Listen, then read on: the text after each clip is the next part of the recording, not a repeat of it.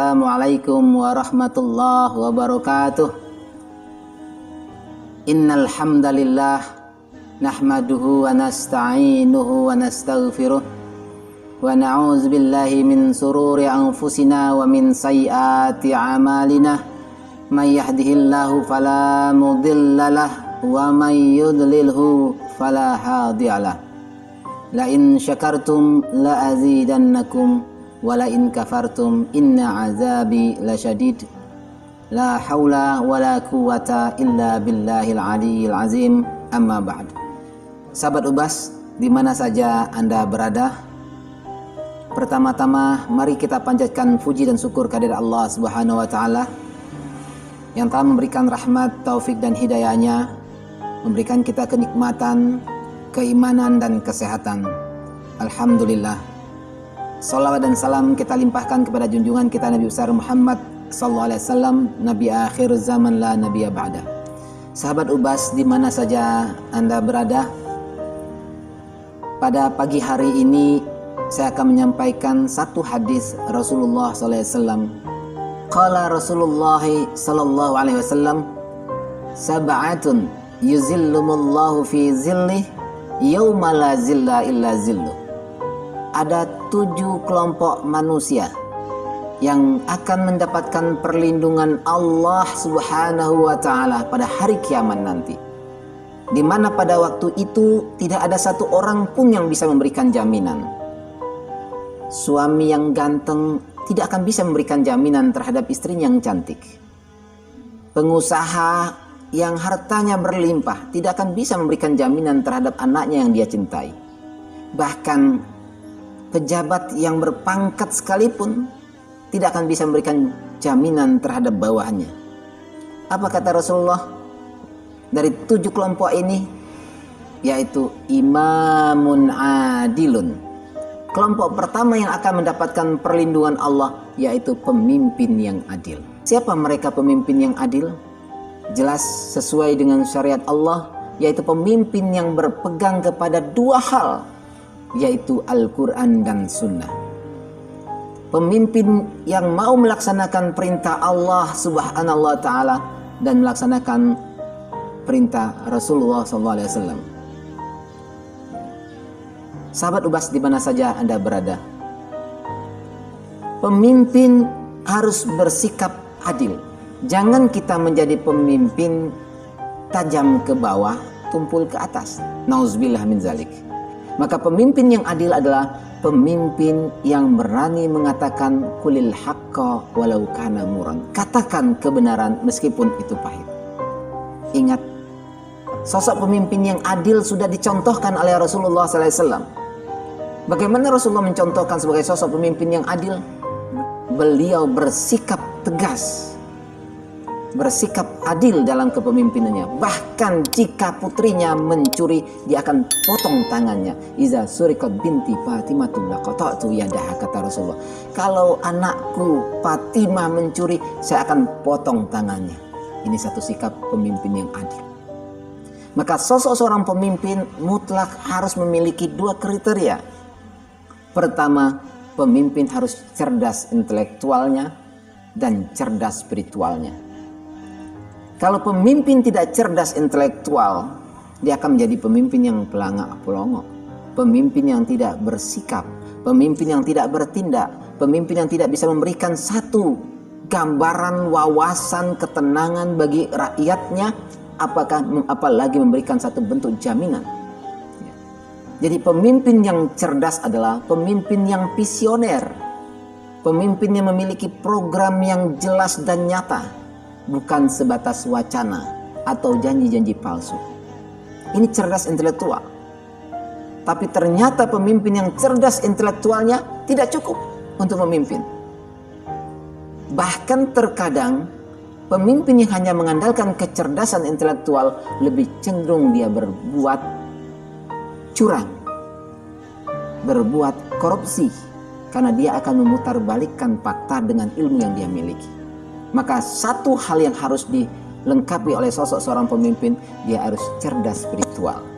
Dia harus dekat dengan Khalik, dia harus dekat dengan Allah yang menciptakannya, yang menghidupkan dan mematikannya. Ingat, qulillahumma malikal mulki tu'til mulka man tasha wa tanzi'ul mulka mimman tasha. Jadi kedudukan kepemimpinan kita itu datang dari Allah, dan dialah yang akan membolak-balikkan kepemimpinan kita. Dia akan jatuhkan kita, dia akan angkat derajat kita. Itu hak dan kuasanya Allah. Jangan sombong dengan kepemimpinan yang kita miliki. Pemimpin harus cerdas spiritualnya. Kalau dia cerdas spiritual, dia harus dekat dengan Allah. Dia tahu persis bahwa seorang pemimpin itu adalah merupakan amanah. Kedudukan itu amanah. Kepemimpinan itu amanah, bukan ghanimah. Kalau dia menjabat, menjadikan kepemimpinan dia bukan amanah, dijadikan sebagai ghanimah, harta rampasan, alamat orang tersebut akan berbuat semena-menanya, berbuat kezuliman, berbuat curang, korupsi dan sebagainya, karena dia berpikir inilah kesempatan saya mumpung masih memimpin.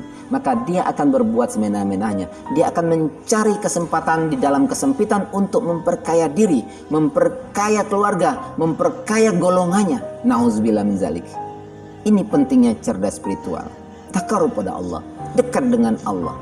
Maka pemimpin yang cerdas spiritual, dia akan melahirkan dua kecerdasan lainnya, yaitu cerdas sosial dan cerdas emosional. Cerdas sosial, dia akan peduli dengan rakyatnya. Dia takut jangan-jangan apa yang dia berikan kepada rakyatnya bahkan menzulimin rakyatnya. Dia takut dengan Allah.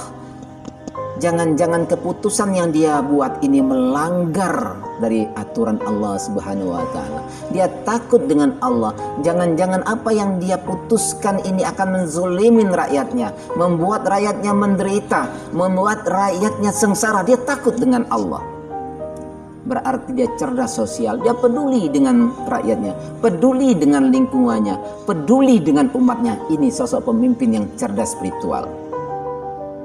Kemudian melahirkan sifat yang kedua, cerdas emosional. Dia tidak mudah marah, tidak mudah tersinggung. Dia merasa ketika ada kritikan merupakan satu masukan yang harus dia terima dengan lapang dada. Tidak mudah emosional, tidak mudah dendam. Ya. Pemimpin kalau sudah memiliki sifat pendendam berarti tidak cerdas spiritualnya. Tapi jadikan masukan, jadikan kritikan, jadikan segala bentuk upaya kritikan daripada rakyatnya, bahkan rivalnya sekalipun, masukan buat dia memimpin untuk lebih baik ke depan. Inilah pemimpin yang cerdas spiritual. Sahabat Ubas di mana saja Anda berada, mudah-mudahan Indonesia dan kita semua bisa menjadi pemimpin-pemimpin yang cerdas spiritual. Amin. Pertanyaannya, siapa pemimpin itu? Pemimpin, kata Rasulullah SAW, kullukum ra'in wa kullukum mas'ulun an ra'iyatih. Setiap kamu pemimpin dan setiap pemimpin akan ditanya oleh Allah tentang kepemimpinannya. Minimal kita pemimpin buat diri kita sendiri, pemimpin di keluarga kita sendiri. Seorang ayah menjadi pemimpin rumah tangga akan ditanya oleh Allah Subhanahu wa Ta'ala, ya fulan, apakah istri Anda sudah berbusana muslimah? Ya fulan, apakah anak Anda sudah melaksanakan syariat Allah? Sudah sholat 5 waktu? Apakah istri Anda juga sudah berbakti kepada Allah dan melaksanakan sholat 5 waktu? Akan ditanya oleh Allah Subhanahu wa Ta'ala. Karena kita sebagai pemimpin rumah tangga. Sekarang agak aneh. Agak aneh. Kenapa saya katakan agak aneh? Pemimpin rumah tangga kadang-kadang diambil fungsinya oleh seorang istri. Kalau rumah tangga sudah beralih fungsi, suami menjadi istri, istri menjadi suami, akibat rumah tangga akan hancur. Dan pantaziri sa'ah, tunggu suatu saat kehancuran rumah tangga akan tiba. Yang kedua, kata Rasulullah SAW, golongan yang akan mendapatkan perlindungan Allah pada hari kiamat nanti. Ayo sahabat Ubas, perhatikan, masuk enggak kita di golongan yang kedua ini? Yang kedua yaitu syabun nasya'a fi ibadatillah. Seorang yang selalu tunduk dan untuk selalu beribadah kepada Allah Subhanahu wa Ta'ala. beribadahnya khusyuk, tunduk, mengharapkan ridha Allah Subhanahu wa taala, bukan karena riya, bukan karena minta dipuji, tapi betul-betul mengharapkan ridha Allah dalam beribadah. Subhanallah. Ini akan mendapatkan perlindungan Allah pada hari kiamat. Apapun bentuk ibadahnya, bukan saja sholat. Ibadah yang didasari dengan ikhlas karena Allah dan mengharapkan ridha Allah Subhanahu wa taala dengan hudu dan tunduk, insya Allah dia masuk golongan orang yang akan mendapatkan perlindungan Allah pada hari kiamat nanti. Subhanallah. Yang ketiga kata Rasulullah SAW, yang akan mendapatkan perlindungan Allah pada hari kiamat, rajulun qalbuhu mu'allakun fil masajid, yaitu seorang pemuda yang hatinya terpaut dan terikat untuk selalu memakmurkan masjid, selalu beribadah di masjid. Sahabat Ubas, pertanyaannya, apakah kita sudah melaksanakan sholat 5 waktu di masjid sebagai muslim yang taat? Yang bisa menjawab sahabat Ubas masing-masing. Karena ini salah satu orang yang akan mendapatkan perlindungan Allah pada hari kiamat. Hatinya terpaut, ingin memakmurkan masjid, ingin beribadah di masjid. Sahabat Ubas yang dimuliakan Allah Subhanahu wa taala, jangan kau jadikan masjid itu kosong, tapi makmurkan masjid, isi dengan aktivitas-aktivitas umat, isi dengan pengajian-pengajian, isi dengan ibadah, qiraatil Quran, zikrullah. Inilah salah satu golongan yang akan mendapatkan perlindungan Allah pada hari kiamat. Subhanallah. Golongan yang keempat kata Rasulullah SAW akan mendapatkan perlindungan Allah Subhanahu wa taala pada hari kiamat. Rajulani tahaba fillah istama alaihi wa tafarraqu alaihi. 2 orang yang bercinta karena Allah, berpisah karena Allah. Subhanallah. Bagaimana bercinta karena Allah? Dia bercinta untuk menyebarkan syiar ajaran agama Allah. Dia bercinta untuk melaksanakan sunnah-sunnah Rasulullah. Dia bercinta untuk berdakwah. Dia bercinta untuk fisabilillah. Bercinta karena Allah. Berpisah karena Allah. Terjadinya perpisahan 2 orang karena perpisahan menegakkan syiar ajaran agama Allah. Panggilan dakwah, panggilan jihad, panggilan thalabul ilmi. Ini namanya berpisah karena Allah Subhanahu wa taala. Subhanallah. Ini salah satu golongan yang akan mendapatkan perlindungan Allah pada hari kiamat. Sahabat Ubas di mana saja Anda berada, mudah-mudahan kita sudah masuk di antara golongan 1, 2, 3, 4. Untuk lebih jelas sahabat Ubas, Rasulullah SAW mengatakan golongan yang kelima akan mendapatkan perlindungan Allah pada hari kiamat. Siapa dia? Simak baik-baik sahabat Ubas. Karena golongan yang kelima ini sulit rasanya untuk dihindari. Apa itu? Rajulun da'athu imra'atan zatu mansibin wa jamalin faqalat inni akhafullah. Seorang pemuda yang ganteng dipanggil oleh seorang wanita yang cantik, yang bahenol, hidungnya mancung, pipi koneng, bibir sensual. Yuk bang, kita mojok. Yuk bang, kita berkhulwat. Apa katanya? Oh enggak, gua takut sama Allah. Ada enggak? Yuk. Pemuda mengatakan, inni akhafullah. Oh enggak, gua takut sama Allah. Ada enggak? Maka saya katakan ini sulit buat kita. Orang yang mengajak kita sesuai dengan kriteria kita, sesuai dengan keinginan kita. Kalau dikasih nilai maksimal A+, 9, ngajak kita untuk berkhalwat, ngajak kita untuk maksiat, ngajak kita untuk berbuat kejahatan, berbuat kemaksiatan. Tapi apa kata kita? Enggak gua takut sama Allah. Gua takut sama Allah. Inilah satu pemuda yang akan mendapatkan perlindungan Allah. Atau sebaliknya, wanita yang cantik dipanggil laki-laki yang ganteng, laki-laki yang macho, laki-laki yang dianggapnya super lah. Kalau ibarat buah tuh buah super. Laki-laki ganteng, macho, laki-laki kaya lagi, ngajak mojok. Yuk dek, ikut abang yuk, kita mojok ke sana yuk, mumpung sepi. Apa jawabnya? Oh enggak deh, aneh takut sama Allah. Nah ini pemudi yang akan mendapatkan perlindungan Allah pada hari kiamat nanti. Maka saya katakan sulit. Jangan dicoba. Dan jangan sekali-kali mencoba. Tolong dong goda saya. Saya akan mencoba keimanan saya. Kalau kita bisa bertahan. Kenapa? Al-imanu yasdad wa yankus. Iman kadang-kala naik, tapi kadang-kadang iman itu turun. Ketika datang godaan, ternyata iman kita sedang turun. Ayo. Apa yang kita jawab? Emang bener, lu ngajak gua. Ayo. Di mana tempatnya? Siapa takut? Nah, iman sedang kendor itu. Timbullah kemaksiatan. Na'udzubillah min zalik. Maka kata Rasulullah, kalau pemuda atau pemudi yang betul-betul karena Allah, dia takut diajak maksiat, ini akan mendapatkan perlindungan Allah pada hari kiamat nanti. Subhanallah. Yang keenam kata Rasulullah SAW, golongan yang akan mendapatkan perlindungan Allah pada hari kiamat. Di mana pada waktu itu tidak ada jaminan dan tidak ada perlindungan kecuali lindungan Allah Subhanahu wa taala. Siapa golongan yang keenam? Rajulun tasaddaqa bisadaqatin fa akhfaha hatta la ta'lam simaluhu ma tunfiku yaminuhu. Seseorang yang bersedekah karena Allah, dia sembunyikan sedekahnya, dia umpet-umpetin sedekahnya supaya tidak diketahui orang banyak. Tangan kanan memberi, tangan kiri dia tidak tahu. Subhanallah.